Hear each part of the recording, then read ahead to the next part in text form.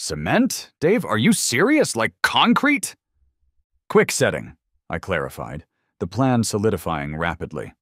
Mix it up, pour it around the legs, right there, on the patio. Dude, that's actually kind of brilliant, in a completely unhinged, passive-aggressive masterpiece kind of way. But isn't that, like, permanent? Exactly, I crowed. What's she gonna do? Bring a jackhammer? Complain to the HOA that my chair is too secure? It's still on my property. I'm just ensuring its stability. For safety. I savored the irony, echoing Karen's own pathetic excuse back at the universe. You've snapped, Liam declared, but he was definitely laughing now. You've actually gone full petty meltdown. I love it. You gotta send pictures.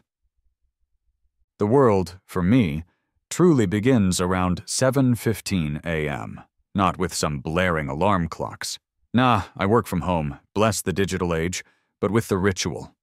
The pour-over coffee, the specific mug, the chipped blue one, obviously, and the pilgrimage. Out the back door, across the slightly too long grass of my modest patch of suburban real estate, and onto the small concrete slab I optimistically call a patio. And there she waits, Old Faithful. She's not much to look at, I'll grant you. Faded wicker, maybe originally beige, now sort of indeterminate. One armrest is wrapped in duct tape, a temporary fix from 3 years ago. But the cushion? Oh, the cushion. Molded perfectly, divinely, to the exact contours of my backside after years of dedicated service. It's positioned in the one precise spot on the patio that catches the full morning sun from March through October, but stays shaded just enough by the eaves in the high summer. It's feng shui, people. Patio feng shui. Ah, Old Faithful, I murmured that fateful Tuesday morning, lowering myself into its familiar embrace. The wicker creaked a welcome. You get me, you really do. The coffee was perfect, bold, hot, exactly what my soul needed. Birds were chirping their little hearts out in the oak tree bordering my yard. The air was cool but promised warmth later. This was my sanctuary. My 15 minutes of pure, unadulterated peace before diving into emails, code, and the general chaos of freelance graphic design. Just me, my coffee, the birds, and Old Faithful. I leaned back, closed my eyes, and took a deep, contented breath. Life was good. Simple, maybe, but good. I owned my little slice of the American dream, complete with a mortgage and slightly dodgy plumbing. But it was mine. And this patio, this chair, this was the heart of it. My happy place. Little did I know my happy place was about to become a demilitarized zone. The first sign of trouble wasn't a thunderclap or an omen. It was the sound of aggressively pruned hedges rustling just beyond my fence line. Then, a voice. Saccharine sweet, laced with something else. Morning, Dave. Lovely day, isn't it? I opened one eye. Peeking over the top of the aforementioned aggressively pruned hedge was Karen. Karen from number 42. Mid-50s, maybe early 60s, perpetually clad in suspiciously clean gardening gloves and visor, even when she wasn't gardening. Her lawn was immaculate. Terrifyingly so. Like astronauts could use it for landing practice. Mine looked like a slightly neglected Muppet. Morning, Karen, I managed, trying to keep the bliss from evaporating completely. Yeah, beautiful. She beamed, a smile that didn't quite reach her eyes.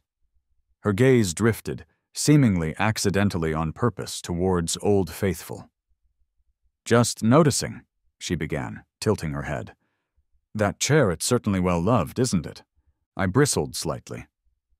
It's comfortable, I said, perhaps a little too defensively. Got character? Oh, character, yes, she conceded, though the word sounded vaguely insulting coming from her. But from the street you know curb appeal? It looks a little weathered, doesn't it? Dragging down the look of the block, just a tad. A tad? My chair? Dragging down the block? Lady, my entire house was dragging down the block compared to her pristine palace.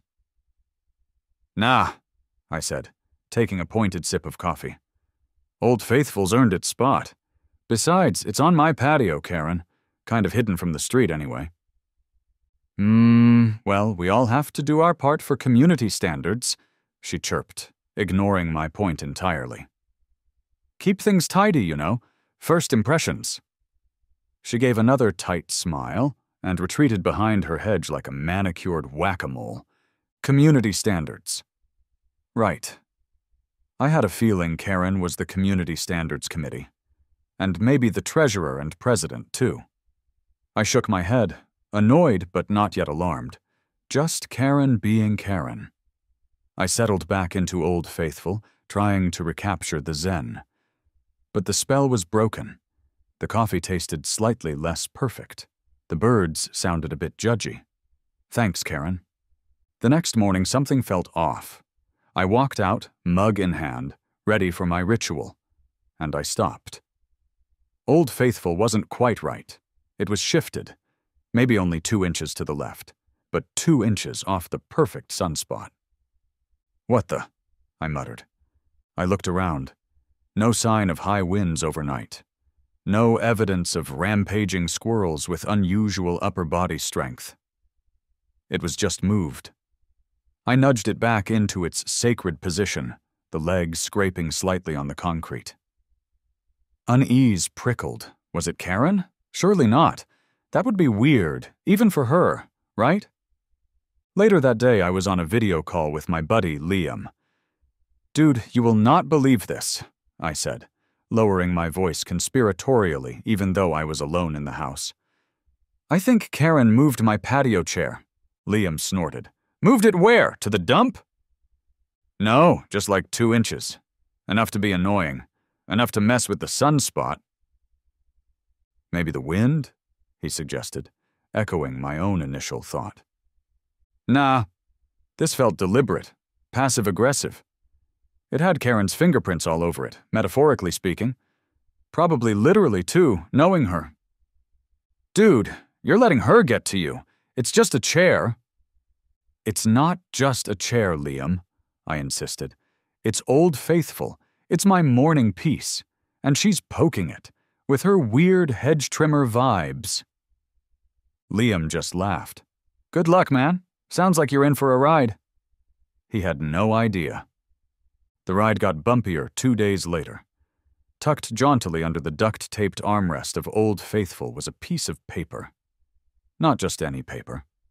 Oh no. This was thick cardstock, immaculately typed, and, I kid you not, laminated. It read, "Friendly reminder." The exclamation point felt aggressive.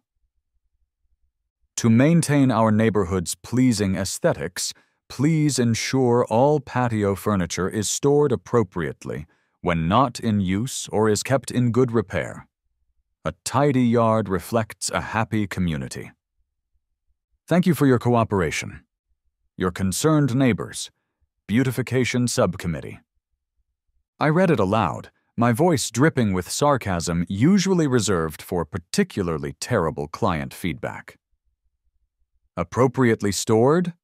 It's a patio chair, on the patio. Where else does patio furniture go? The linen closet? Under the guest bed? I crumpled the laminated card. It sprang back, pristine and infuriating. Laminated? Who laminates passive-aggressive notes?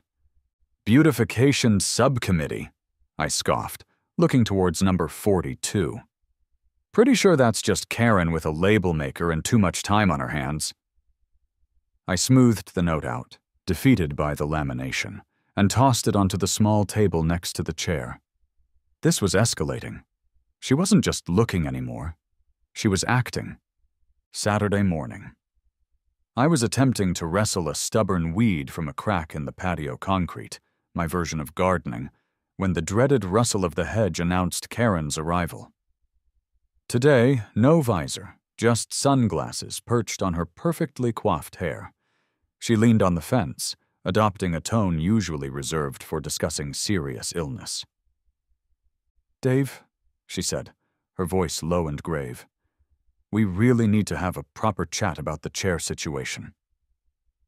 I sighed, standing up and dusting off my knees. "Here we go. Karen, we've been over this. It's my chair." "Yes, but it's become quite the topic of conversation," she claimed, lowering her sunglasses slightly. "Brenda down the street. You know Brenda, lovely woman, keeps her petunias immaculate. She happened to mention it just yesterday. Said it looks terribly sad." Brenda wouldn't notice my chair if it sprouted legs and started doing the cha-cha. Brenda was mostly concerned about her prize-winning poodle escaping again.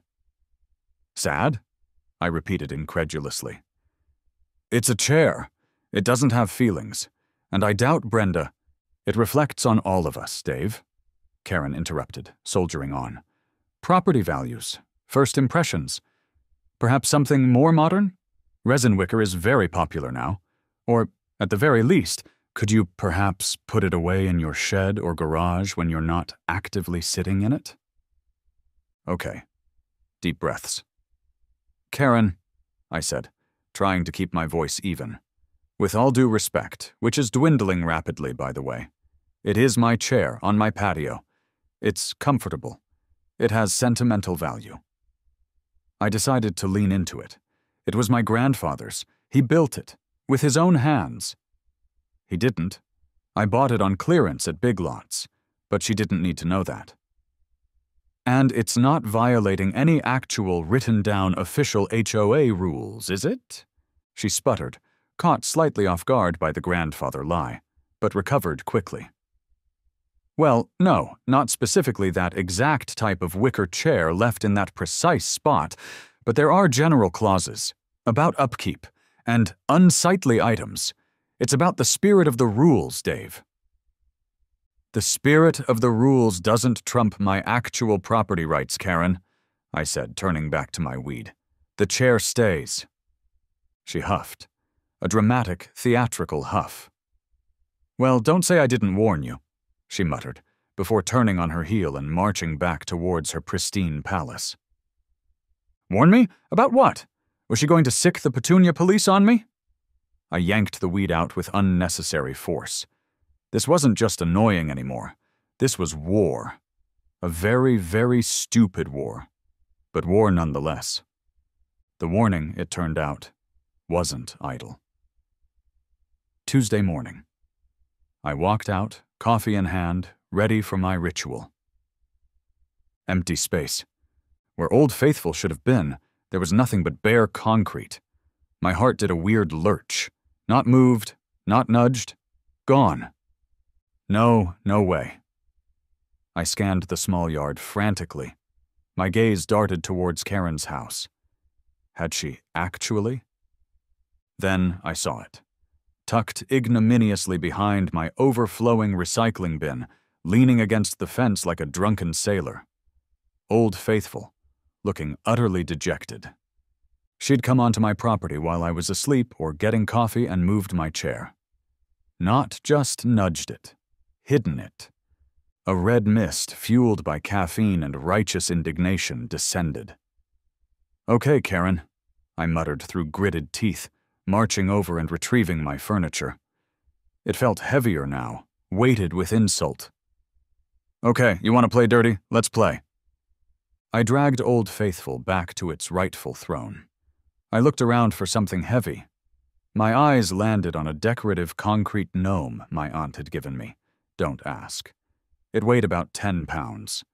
Not exactly an anchor, but maybe a deterrent? I hefted Norman, yes, I named him, and placed him squarely in the seat. "Guard duty, Norman," I instructed. He stared back blankly. It felt ridiculous, but I was past caring. The gnome, unsurprisingly, was not a sufficient deterrent.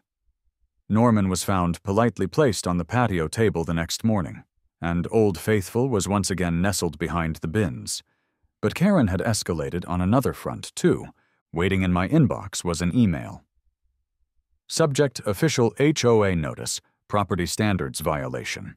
My blood ran cold for a second before I saw the sender address.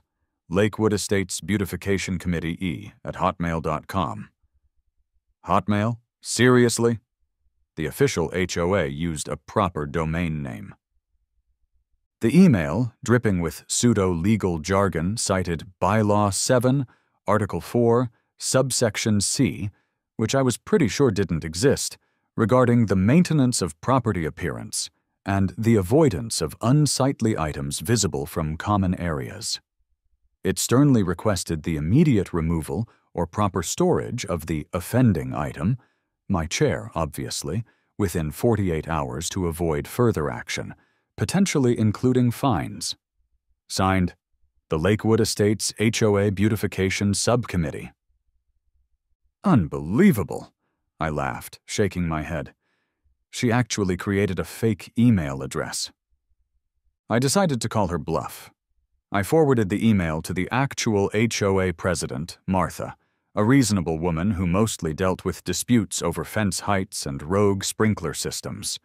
My message was simple. Hi Martha, received this today. Is the Beautification Subcommittee a real thing?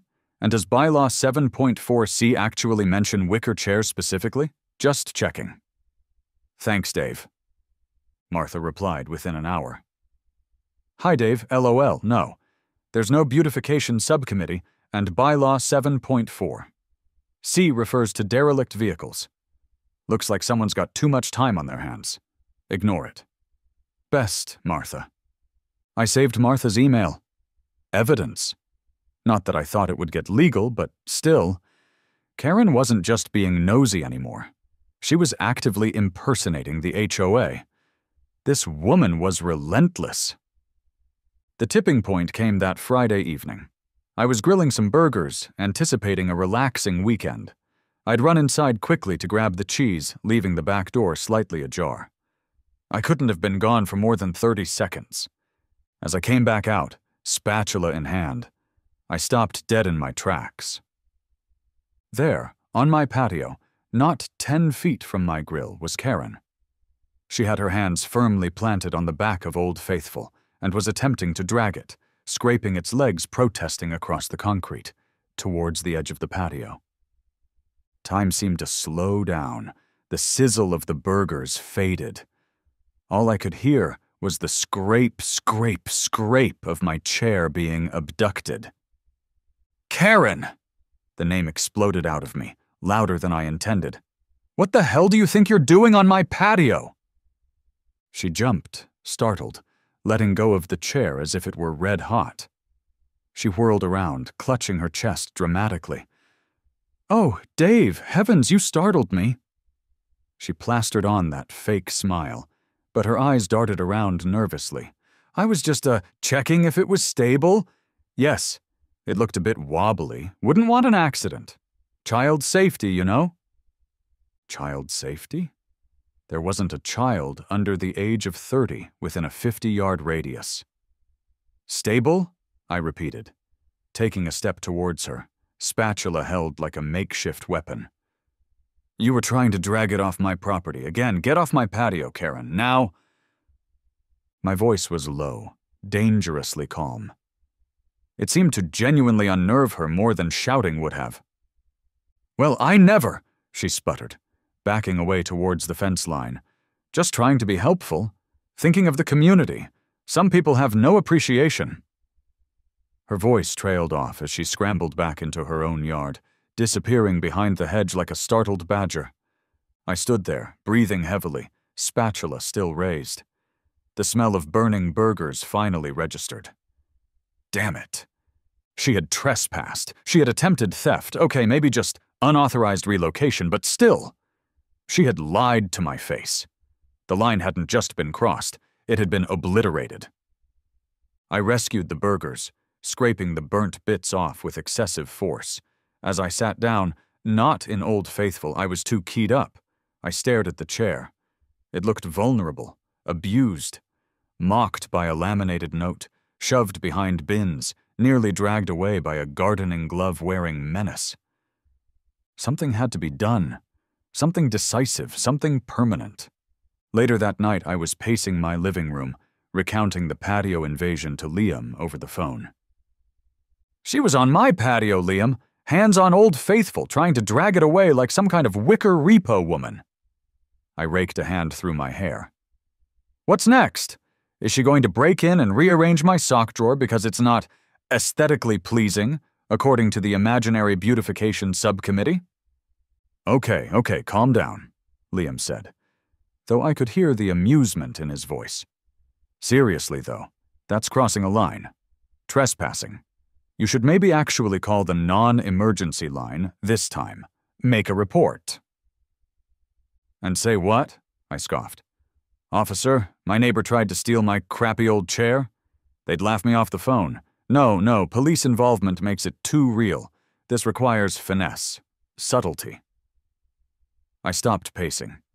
An idea, wild and beautiful and utterly insane, began to bloom in my mind. Maybe I should chain it down? Like a bicycle, Liam pondered. She'd probably show up with bolt cutters. Karen seems like the type to own bolt cutters. He was right. Chain? Too easily defeated. A sign saying, private property, keep off? She'd laminate a countersign. What wouldn't she expect? What was immovable? My eyes glazed over. I pictured Old Faithful, resolute, unyielding, an anchor of tranquility in a sea of suburban madness. No, I breathed, a slow, slightly manic grin spreading across my face. No, she wouldn't expect cement. There was a pause on the other end of the line. Cement? Dave, are you serious? Like concrete? Quick setting, I clarified, the plan solidifying rapidly. Mix it up, pour it around the legs, right there, on the patio. Dude, that's actually kind of brilliant. In a completely unhinged, passive-aggressive masterpiece kind of way. But isn't that, like, permanent? Exactly, I crowed. What's she gonna do? Bring a jackhammer? Complain to the HOA that my chair is too secure? It's still on my property. I'm just ensuring its stability. For safety. I savored the irony, echoing Karen's own pathetic excuse back at the universe. You've snapped, Liam declared. But he was definitely laughing now. You've actually gone full petty meltdown. I love it. You gotta send pictures. Oh, there will be pictures, I promised. Operation Patio Permanence is a go. Saturday morning. Dawn. The birds weren't just chirping. They sounded like tiny feathered accomplices.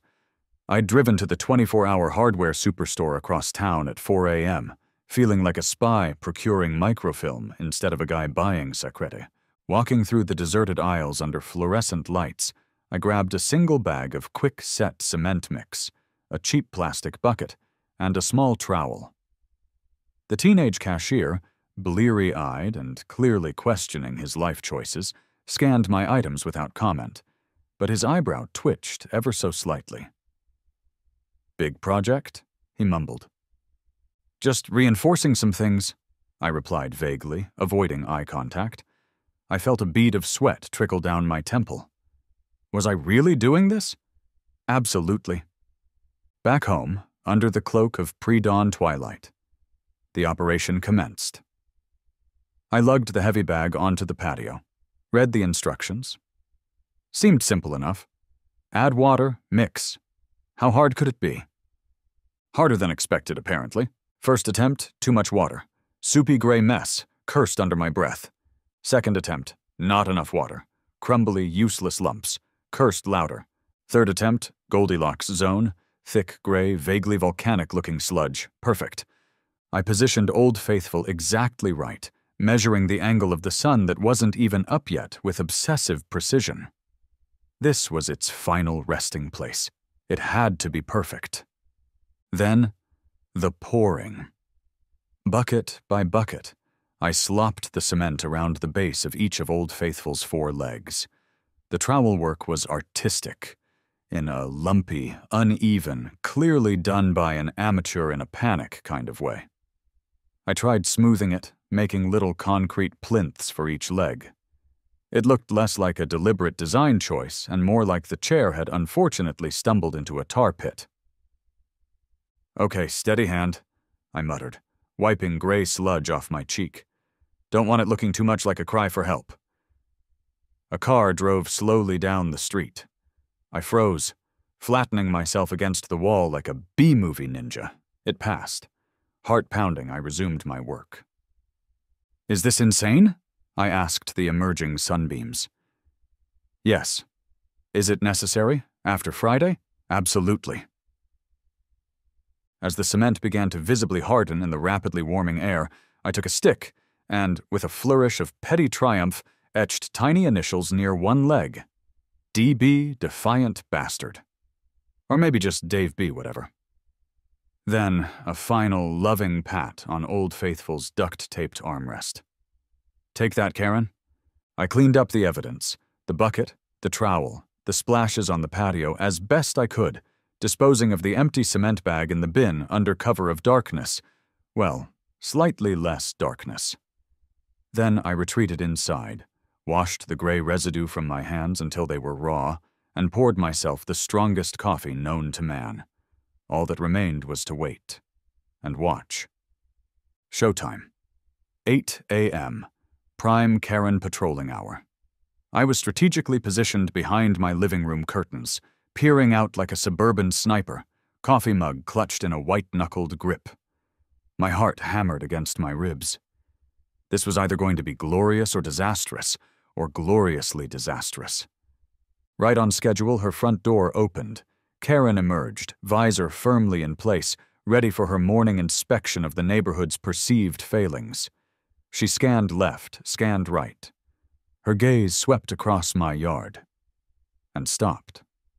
She squinted, tilted her head, took a hesitant step onto her lawn, then another, until she was right at the edge of my property line, peering intently at Old Faithful.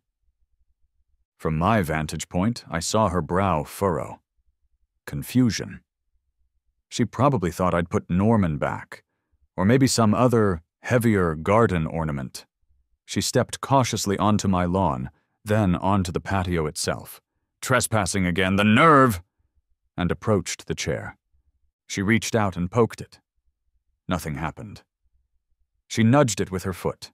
It didn't budge. She gripped the armrests, preparing to give it a good heave. She strained. The chair remained utterly, unequivocally stationary. The realization dawned on her face. Slow motion, like watching a cartoon character get hit by an anvil. Her jaw dropped. Her eyes widened behind her sunglasses. She bent down, peering at the lumpy gray concrete bases securing the legs. She poked one with her finger. Then she straightened up, slowly, her face turning an alarming shade of puce. She whirled towards my house, her face a mask of apoplectic rage. And then she let loose.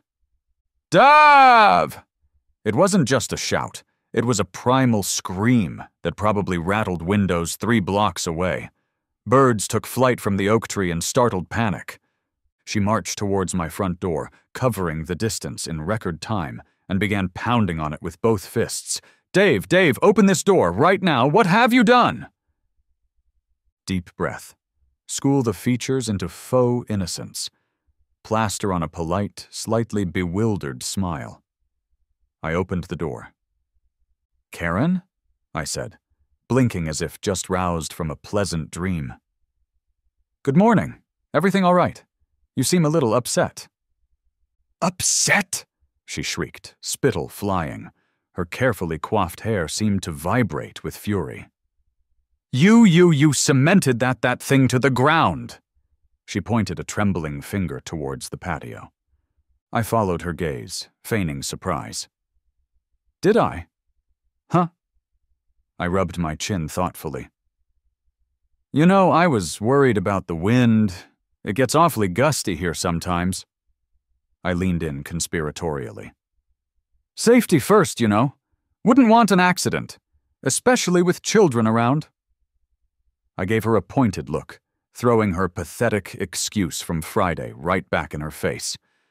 For a second, she was speechless, just gaping at me, her mouth opening and closing like a goldfish. Then the sputtering started. This is vandalism! Destruction of property, HOA violation. I'm calling the police. I'm calling the HOA president. I'm calling my lawyer. Well, I said calmly, leaning against the doorframe. It is my property, Karen. Both the chair and the patio it's now permanently affixed to. And I checked the bylaws again this morning. Martha was so helpful.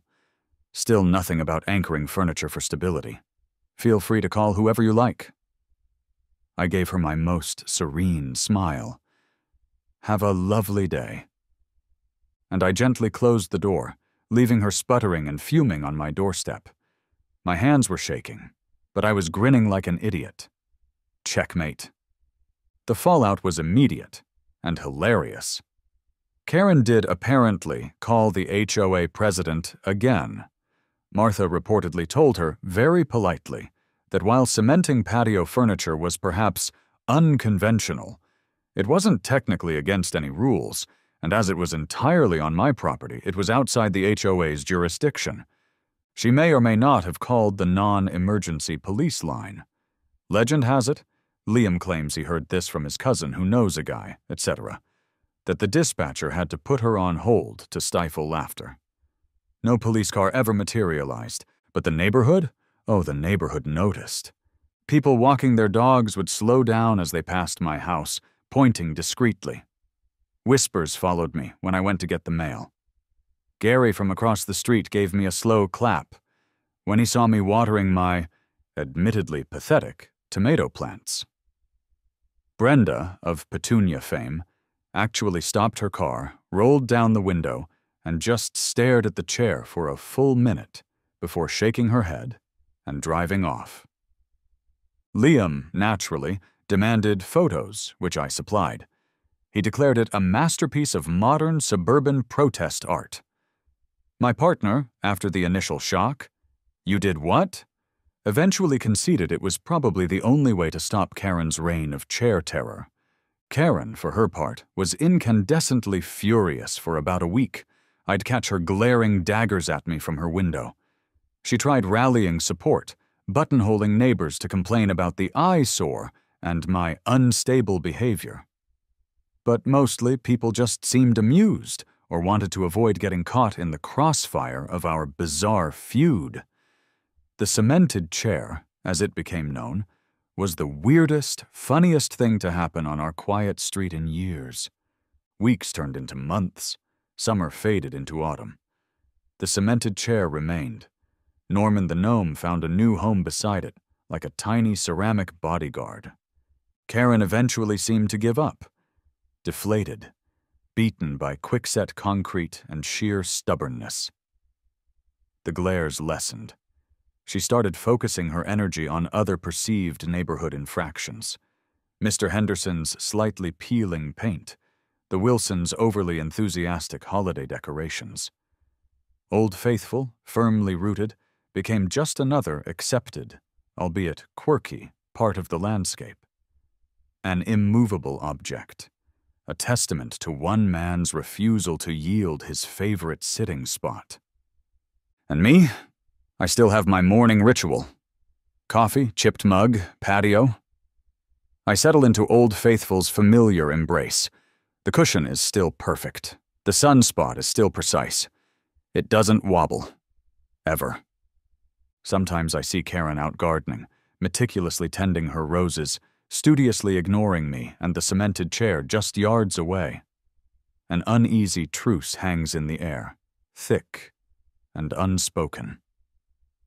I take a sip of coffee, lean back, and give Old Faithful's armrest a fond pat. "Still got the perfect angle, old friend," I murmur, a smile playing on my lips. "Guess we're both stuck here now, anchored, permanent. And honestly, I wouldn't have it any other way. It's my chair, my patio, my piece, cemented.